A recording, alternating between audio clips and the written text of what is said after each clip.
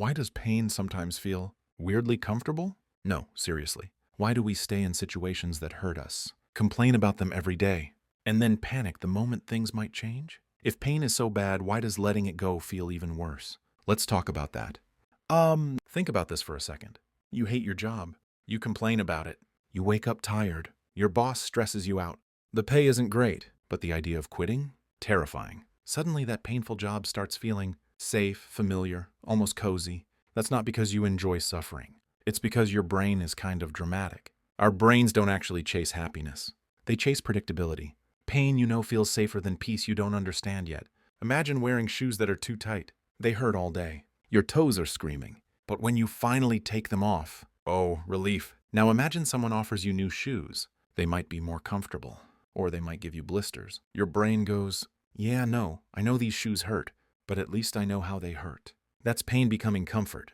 We get used to emotional pain the same way. Toxic relationships, bad habits, negative self-talk, stress, anxiety. At some point, your brain stops asking, is this good for me? And starts asking, is this familiar? And if it's familiar, it feels safe. That's why people stay in relationships that drain them.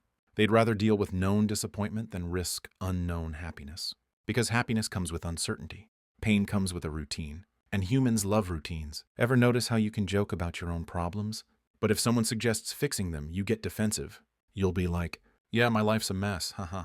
But the moment someone says, you could change this, you're like, okay, relax. It's not that bad. That's comfort talking.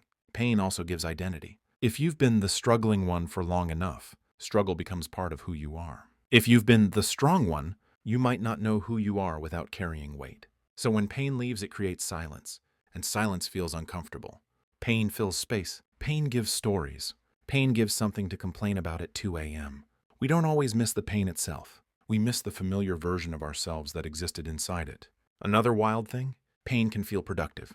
You feel busy. You feel like you're going through something. You feel important. Peace, on the other hand, can feel boring. No chaos. No drama. No emotional roller coaster. Just calm. And your brain goes, wait, where's the problem? I don't trust this. That's why some people self-sabotage right when things start going well. A good relationship? Suddenly they overthink. Things finally calm down? Suddenly they create drama. Not because they're broken, but because calm feels unfamiliar. Here's the funny part. Pain doesn't actually feel good. Relief from pain does. And when pain is constant, even small relief feels amazing. That's why people stay stuck. They confuse relief with happiness. Like holding your breath underwater. Coming up for air feels incredible. But that doesn't mean drowning was fun. So why does pain feel like comfort? Because it's predictable. Because it's familiar. Because it's known. And stepping into something better means stepping into uncertainty. But here's the truth most people don't realize. Comfortable pain slowly shrinks your life, quietly, politely, without warning. It doesn't scream. It whispers, just stay. You're used to this. Growth, on the other hand, feels awkward, uncomfortable, a little scary. But it expands your world. The goal isn't to chase pain or run from it. It's to stop mistaking familiarity for safety. Sometimes the most uncomfortable step you take is the one that finally ends the pain you've been calling home. And if letting go feels scary, that's not a sign you're wrong. That's a sign you're stepping into something new. And new always feels strange before it feels free.